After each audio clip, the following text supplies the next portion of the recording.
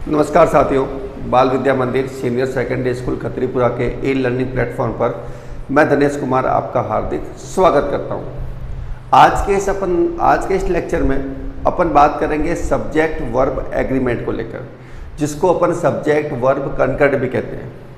Subject verb conquered जो है, ये एग्रीमेंट जो है, वो विशेषकर कक्षा 9th के अंदर एक टॉपिक दिया गया है।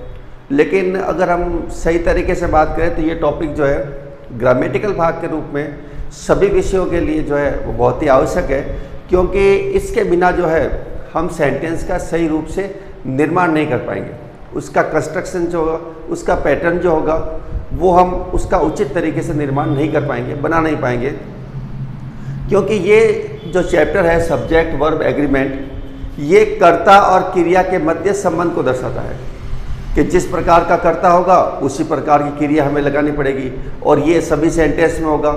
इसलिए ये टॉपिक जो है वो सभी कक्षाओं के लिए उपयोगी है।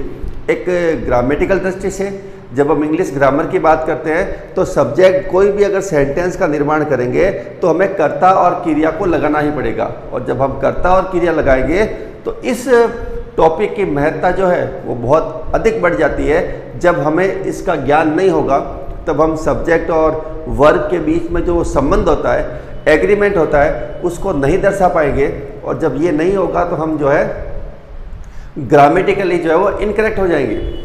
तो विशेषकर ये टॉपिक 9th के लिए है, लेकिन मेरा ये अनुरोध है कि सभी क्लास जो 9, 10, 11, 12 है, यहाँ तक कि 6, 7, 8 है, उसके अंदर भी जो है इस टॉपिक की बहुत अधिक महत्ता है, जिसमें अपन जो है सब्जेक्ट और वर्ब के कॉम्बिनेशन को लेकर बात करते हैं। कल अपन ने इस बात को लेकर थोड़ी चर्चा की थी पहले पार्ट के अंदर, जिसमें अपन ने सब्जेक्ट कहा था कि सब्जेक्ट अगर सिंगुलर होता है तो वर्ब भी सिंगुलर आएगी, और सब्जेक्ट अगर प्लुरल होगा तो वर्ब भी क्या है, प्लुरल आएगी। और हमने ये भी बात की थी कि सब्जेक्ट के साथ एस या ईएस लगाने से वो बहुवचन की श्रेणी में आता है, लेकिन जब हम वर्ब को एक वचन बनाएंगे तो उसके साथ एस या ईएस जोड़ना पड़ेगा। तो ये इसका बिल्कुल उल्टा था। जैसे कल मैंने उदाहरण से बताया था आपको कि मैंगो के अंदर ईएस जोड़ने से मैंगोज बनेगा तो वो बहुवचन बनेगा, लेकिन वर्ब जो होती है वो अपने मूल रूप के अंदर ही बहुवचन आती है। उसको बहुवचन बनाने की आवश्यकता ना होकर उसको एक वचन बनाना पड़ता है, इसलिए हम उसके साथ एस या ईएस जोड़ते हैं। तो ये इसका बिल्कुल उल्टा है कि नाउन के अंदर तो एस या ईएस जोड़ना पड़ेगा, लेकिन वर्ब के अंदर जो है जब आप एस या ईएस जोड़ोगे तो वो बहुवचन न बनकर वो बनेगी सिंगुलर, एक वचन बनेगी। ये कल अपन ने बात की थी, और अपन ने बात एक बिंदु को भी लेकर की थी कि यदि कोई दो नाउन एंड से जुड़े हुए हैं तो वो बहुवचन होते हैं और उनके साथ बहुवचन वर्ब का प्रयोग किया जाता है। लेकिन उसमें एक बात और भी आई थी जब अपन ने इस बात को लेकर चर्चा की थी कि यदि कोई डिटरमाइनर दा दो नाउन से एक के पहले लगा हुआ है, दूसरे के पहले नहीं लगा हुआ है, तो फिर वो कर्ता जो है वो सिंगुलर ही माना जाएगा और वर्ब उसके साथ सिंगुलर आएगी। लेकिन अगर डिटरमाइनर दोनों के साथ लगा हुआ है, दोनों नाउन जो एंड से जुड़े हुए हैं उन दोनों के साथ डिटरमाइनर लगा हुआ है, उस कंडीशन में वो दोनों अलग अलग होंगे, और जब अलग अलग होंगे तो वो बहुवचन की श्रेणी में आएगा। ये अपन ने बात कल के वीडियो में की थी। आज अपन इसको आगे लेकर चलते हैं। आप इसको नियम के रूप में भी लिख सकते हैं, या मैं तो स्टार लगा के लिख रहा हूँ, आप अपने हिसाब से कुछ भी लिख सकते हैं। अब इसमें अगला एक और आता है, आप चाहते हैं तो जैसे मैं बोल रहा हूँ वैसे आप अपनी कॉपी में लिख भी सकते हैं, साथ में नोट आउट कर सकते हैं, तो आपको एक अच्छे नोट्स मिल जाएंगे। फिर आपको कहीं इधर से उधर भटकने की जरूरत नहीं पड़ेगी। हो सकता है मैं बोर्ड पे पूरा लिखा ना पाऊँ, लेकिन जो मैं बोल रहा हूँ वो पूरा आप नोट्स के हिसाब से बोलूँगा और आप उसको आराम से लिख पाएंगे। ज़्यादा बोलने में गति नहीं होगी, आराम से बोलूँगा, लेकिन आपको साथ में अगर आप अच्छे नोट्स बनाना चाहते हैं तो आप उसको साथ में लिखें। तो अगला जो स्टार बना के नियम बताया वो ये बताया कि यदि दो नाउन या अपन बात कर लेते हैं सब्जेक्ट की, यदि दो नाउन या यदि दो सब्जेक्ट्स एंड से जुड़े हुए होते हैं, किससे जुड़े होते हैं, एंड से। यदि दो नाउन या सब्जेक्ट एंड से जुड़े हुए होते हैं लेकिन एक ही वस्तु की तरफ इशारा करते हैं, एक ही वस्तु की तरफ संकेत करते हैं तो वो जो है दोनों माने जाएंगे सिंगुलर, सिंगुलर माने जाएंगे। और सिंगुलर माने जाने के हिसाब से वर्ब भी आपके जो है वो सिंगुलर आएगी। तो ये इसका आप संकेत कह सकते हैं, बिंदु कह सकते हैं कि भाई सब्जेक्ट, अब देखो बात तो अपन ने कर ली कि भाई सब्जेक्ट सिंगुलर होगा तो वर्ब भी सिंगुलर आएगी, सब्जेक्ट प्लुरल होगा तो वर्ब भी जो है वो प्लुरल आएगी। लेकिन कई बार ऐसा होता है कि हमें मालूम नहीं चलता कि सब्जेक्ट सिंगुलर है या प्लुरल है, एक वचन है या बहुवचन है। तो उसके कुछ पॉइंट आउट यहां पर आपको बता रहा हूं मैं, जिसकी वजह से आप ये मालूम कर सकते हैं कि सब्जेक्ट जो है वो सिंगुलर फॉर्म में है या फिर प्लुरल फॉर्म में। तो कल मैंने एक नियम आपको बता दिया था बिंदु। आज दूसरे बिंदु की तरफ बात करते हैं कि यदि दो नाउन या सब्जेक्ट जुड़े हुए तो एंड से हैं, लेकिन वो एक ही वस्तु की तरफ संकेत करते हैं, वस्तु एक ही है, उसके भाग दो है, तो फिर क्या होगा, वो सब्जेक्ट जो है वो नाउन दोनों जो है वो सिंगुलर काउंट होंगे। और जब सिंगुलर काउंट होंगे तो वर्ब भी क्या आपके आएगी, सिंगुलर आएगी। तो ये ध्यान हो गया होगा या आपने लिख लिया होगा। जैसे उदाहरण के रूप में अपन बात करते हैं राइस एंड करी, इज लगा रहा हूं मैं यहां पर ए डिलीशियस फूड। एक अपन ये लिख सकते हैं या अपन एक ये भी ले सकते हैं स्लो एंड स्टडी।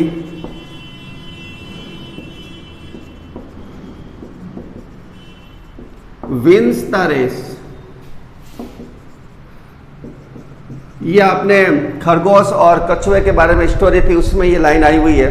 तो यहां पे मैं ये समझाने का आपको प्रयास कर रहा हूं कि जो ये रूल कहता है या फिर नियम या फिर एक बिंदु कह दो आप कि एंड से तो जुड़े हुए हैं, एंड का मतलब ये एंड लगा हुआ है, राइस का मतलब चावल होता है, कड़ी आप लोग जानते हैं जो बनती है।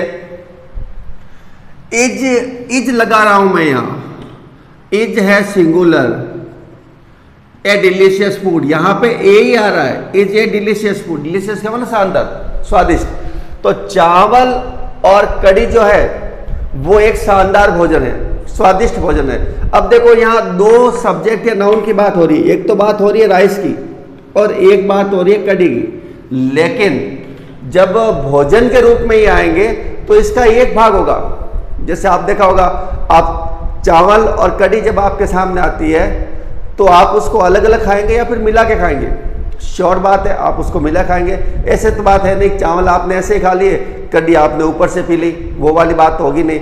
तो जब बात ये होती है, जैसे ब्रेड एंड बटर की बात करते हैं, तो वो भी जो है एक नाउन बनेगा, क्योंकि ब्रेड अलग है बटर अलग है। लेकिन जब उसको काम में लिया जाएगा तो वो सिंगल बन जाएगा, क्योंकि ब्रेड के ऊपर बटर लगाना पड़ेगा, तो वो सिंगल बन जाएगा।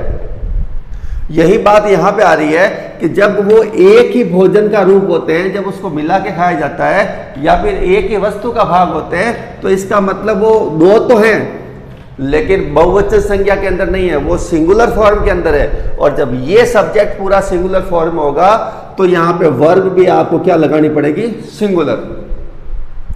दूसरा बात आई, स्लो का मतलब धीरे धीरे चलना और स्टडी का मतलब लगातार, कंटिन्यू की बात हो रही है। जब आप धीरे धीरे लेकिन लगातार चलते हैं तब आप जो है रेस को जीत जाते हैं। तो यहाँ विंस का प्रयोग किया गया, विंस सिंगुलर है क्योंकि क्या लगा हुआ, एस।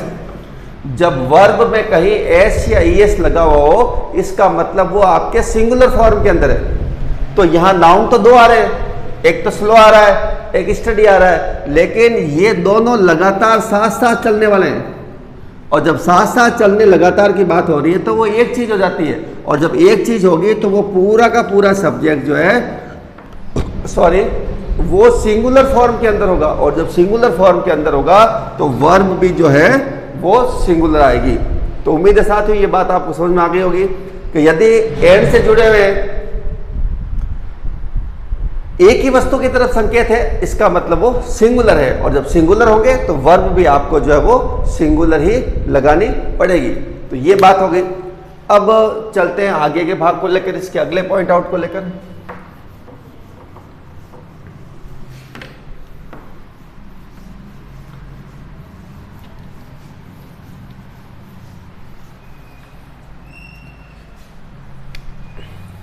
यदि कर्ता से पहले, कर्ता सिंगुलर आ सकता है, उसके फॉर्म यदि कर्ता से पहले एक तो आपके शब्द आ सकता है ईच, एक आ सकता है एवरी, एक आ सकता है आपके नो वन, एक आ सकता है नो,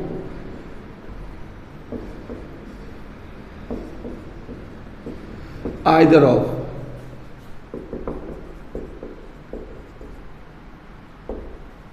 ये अगर कर्ता से पहले होते हैं तो ध्यान रखना, ये अगर कर्ता से पहले होते हैं तो इसका मतलब ये जो है वो नाउन जो होंगे वो सिंगुलर फॉर्म के अंदर होंगे, और जब सिंगुलर फॉर्म के अंदर होंगे तो सीधी सी बात है वर्ब जो आएगी वो भी किस फॉर्म में आएगी, सिंगुलर फॉर्म के अंदर।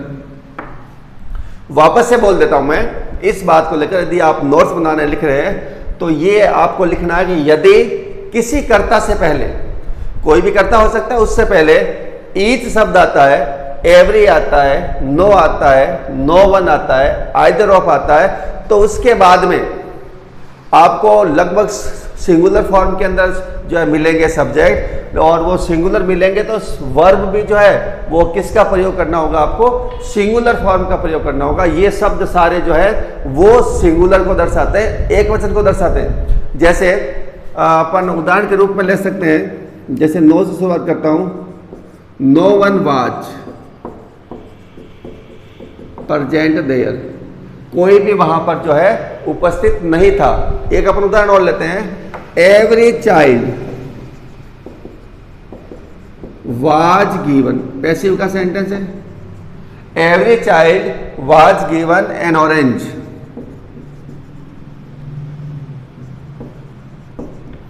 अब अगर अपन यहां बात करते हैं तो नो वन है, इसके बाद में वन आ गया, एक की बात हो रही है, तो यहां पर वाज शब्द का हमने प्रयोग किया, वर का नहीं किया, क्योंकि वर जो है वो बहुवचन के अंदर आता है, वाज सिंगुलर के अंदर आता है। अब यहाँ चाइल्ड से पहले एवरी शब्द का प्रयोग हुआ है, क्योंकि इन सभी के बाद जो है वो सिंगुलर फॉर्म के अंदर आएंगे, और जब सिंगुलर फॉर्म के अंदर आएंगे तो वर्ब भी आपके किस फॉर्म के अंदर आएगी, सिंगुलर फॉर्म के अंदर आएगी।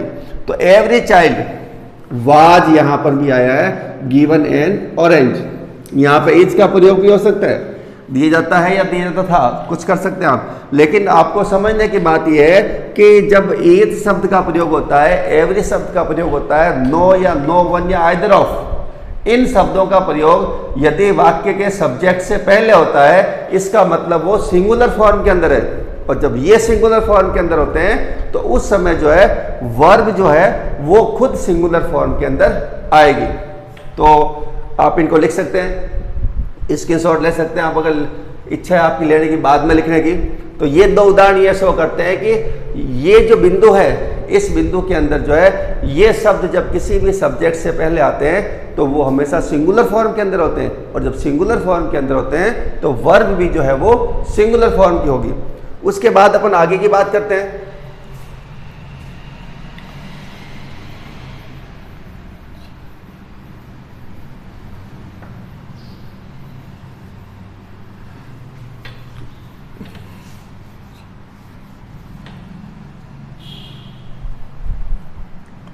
अगला अपन लेते हैं कि ईच शब्द आता है या एवरी आता है, ईच या एवरी सहित एंड से जुड़े हो। नियम में कहता है कि यदि कोई दो सब्जेक्ट या नाउन ईच या एवरी सहित एंड से जुड़े हो, इसका मतलब वो भी जो है वो सिंगुलर फॉर्म के अंदर है, और जब वर्ब आएगी तो वो भी कौन सी आएगी, सिंगुलर आएगी। ये नियम और कहता है कि ईच एवरी सहित एंड से जुड़े हो। भाई अभी तक तो अपन ने बात की थी, ईच आता है, एवरी आता है, नो वन आता है, आइदर ऑफ आता है, तो उसके साथ सिंगुलर फॉर्म में अपने सब्जेक्ट आएगा तो वर्ब भी सिंगुलर आएगी।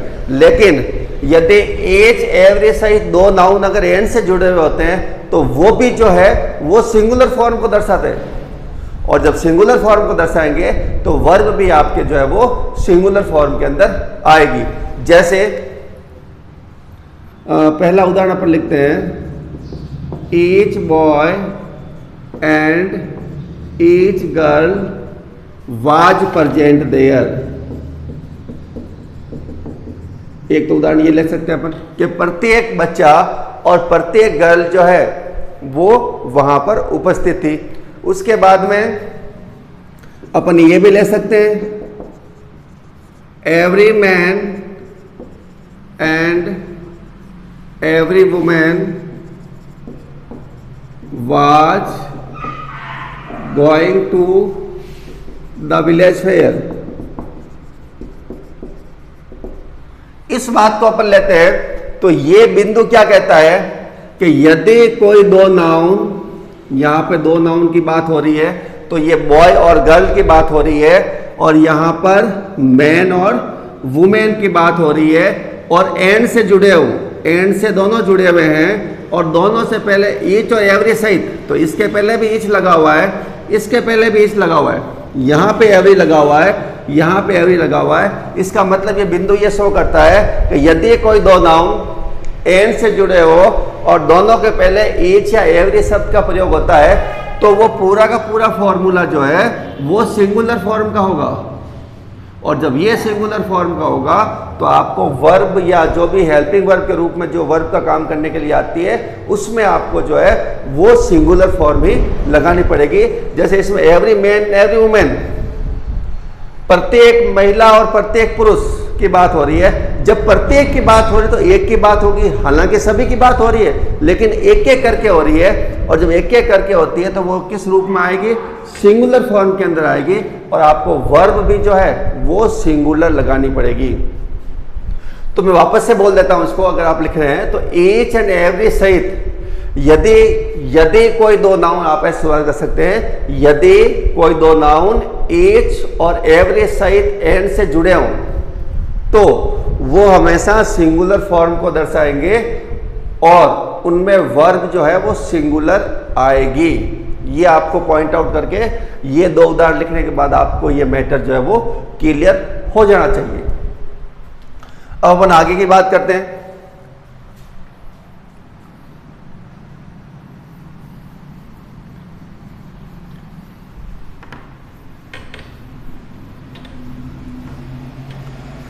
नेक्स्ट बिंदु के अंदर अपन बात करते हैं मैनी और मैनी ए को लेकर। कई बार आता है, कंफ्यूजन हो जाता है। ध्यान रखना, मैनी के बाद जो है वो नाउन आता है, वो प्लुरल आता है। मैनी के बाद नाउन प्लुरल है तो इसका मतलब वर्ब भी क्या होगी, प्लुरल होगी, सीधी सी बात है। और यदि मैनी ए आ गया तो मैनी ए के बाद जो है वो नाउन जो होगा वो सिंगुलर आएगा, और वर्ब भी क्या होगी, वो सिंगुलर होगी। ये आपको ध्यान रखना मैनी और मैनी ए को लेकर, क्योंकि मैनी के बाद हमेशा बहुवचन संज्ञा आएगी तो वर्ब भी आपकी क्या आएगी, बहुवचन आएगी, और मैनी ए के बाद आपके नाउन भी सिंगुलर आएगा तो वर्ब भी क्या आएगी, सिंगुलर आएगी। जैसे अपन बात करते हैं उदाहरण को लेकर, मैनी बॉयज, मैनी है तो अपन ने किस से बॉयज किया है, बहुवचन संज्ञा। मैनी बॉयज फेल्ड कर सकते हैं या अपन हैव फेल्ड कर लेते हैं क्योंकि वर्ब की बात हो रही है, तो have failed in math. Many boys have failed in math. अब यहां मैंने हैव का प्रयोग किया है, अगर यह सिंगुलर फॉर्म के अंदर होता तो हैज होता। अगर मैं इसको ऐसे कर लेता कि मैनी ए बॉय, तो यहां पर मैं क्या लगाता, हैज लगाता। लेकिन मैं यहां मैनी के बाद मैंने क्या लिया, बहुवचन संज्ञा ली है, और जब यहां मैंने बहुवचन संज्ञा ली है तो इसका मतलब मैंने क्या लगाया, हैव लगाया है। लेकिन यदि मैं मैनी ए बॉय करता तो फिर मैं यहाँ पे किसका प्रयोग करता, हैज का, क्योंकि मैनी ए के बाद जो है सिंगुलर नाउन आता है, और जब सिंगुलर नाउन आएगा तो वर्ब भी आपको क्या लगानी पड़ेगी, वर्ब, या यहाँ पे ये हेल्पिंग वर्ब है क्योंकि इसके बाद वर्ब आ रही है। तो यहां पर ये ध्यान रखना कि मैनी ए के बाद सिंगुलर नाउन है तो वर्ब भी सिंगुलर आएगी, मैनी के बाद नाउन प्लुरल है तो वर्ब भी क्या आएगी, प्लुरल आएगी। जैसे अपन एक उदाहरण लेते हैं, मैनी ए बॉय कर देते हैं, many a boy was, DROW drawn डूब गए, इन रिवर कर सकते हैं, इन द रिवर, या पॉइंट कर सकते हैं, कुछ भी हो सकता है। तो मैनी ए बॉय, देखो मैनी ए के बाद में वर्ब, सॉरी नाउन क्या आ रहा है, सिंगुलर आ रहा है, तो वर्ब भी क्या हो गई, सिंगुलर हो गई। या फिर मैनी बॉयज, अगर यहां पे आप करते हैं मैनी बॉयज, तो यहां पे वाज की जगह क्या हो जाता, वर होता। क्यों होता वर, क्योंकि मैनी के बाद नाउन बहुवचन आ रहा है, तो क्रिया या सहायक क्रिया भी क्या होगी, ये प्राइमरी वर्ब है। कल मैंने बताया था आपको वर्ब के अलग अलग भाग को, सॉरी हेल्पिंग वर्ब के अलग अलग भाग को लेकर, तो यहाँ वर्ब होता, बहुवचन संज्ञा में है तो बहुवचन आता, लेकिन मैनी के बाद जब संज्ञा सिंगुलर आ रही है तो हम भी उसको क्या रखेंगे, सिंगुलर रखेंगे। तो आज के लिए मित्रों इतना ही, 4 पॉइंट आउट को लेकर अपन ने बात की। उन पॉइंट आउट को लेकर मैं वापस से बताता हूँ क्या क्या पॉइंट आउट थे एक रिवाइज के रूप में, कि यदि कोई दो नाउन एंड से जुड़े हुए होते हैं लेकिन एक ही वस्तु की ओर संकेत कर रहे हैं, तो इसका मतलब वो सिंगुलर फॉर्म में है, तो वर्ब भी क्या आएगी, सिंगुलर आएगी। उसके बाद में अपन ने बात की कि यदि कोई किसी कर्ता से पहले ईच आ रहा है, एवरी आ रहा है, नो वन आ रहा है, आइदर ऑफ आ रहा है, तो इसका मतलब वो जो है सिंगुलर फॉर्म के अंदर है और वो वर्ब भी क्या आएगी, सिंगुलर आएगी। उसके बाद अपन ने बात की थी कि यदि कोई दो नाउन एंड से जुड़े हुए हैं लेकिन उनसे पहले अगर ईच या एवरी शब्द का प्रयोग होता है तो वो भी जो है वो सिंगुलर फॉर्म के अंदर होंगे, और जो वर्ब आप लगाएंगे वो भी सिंगुलर लगाएंगे। और चौथा पॉइंट आउट आज हमने ये किया, तो यदि किसी नाउन से पहले या सब्जेक्ट से पहले मैनी या मैनी ए शब्द का प्रयोग होता है तो वर्ब किस प्रकार से आएगी, तो मैनी का मतलब बहुवचन को लेकर होता है, तो मैनी के बाद बहुवचन संज्ञा आएगी तो वर्ब भी बहुवचन में लगेगी, और मैनी ए के बाद सिंगुलर फॉर्म के अंदर नाउन होगा तो वर्ब भी आपके सिंगुलर फॉर्म को लेकर लगेगी। तो कल और आज लगभग इसका 30% भाग अपन कर चुके हैं। 2-3 लेक्चर और होंगे जिसमें अपन इस भाग को लेकर जो है वो कंप्लीट चर्चा कर देंगे, सब्जेक्ट वर्ब एग्रीमेंट को लेकर। और जब हम इसको पूरा करेंगे तो मेरे हिसाब से आपके मन में कहीं शंका नहीं रहनी चाहिए बाद में कि भाई मुझे जो है सब्जेक्ट वर्ब एग्रीमेंट के अंदर क्या होता है या क्या फॉर्मूला है उसका या क्या उसके बारे में कोई चर्चा हमें समझ में आया। तो उम्मीद है साथियों ये चीज़ आपको बहुत अच्छे ढंग से समझ में आ गई होगी।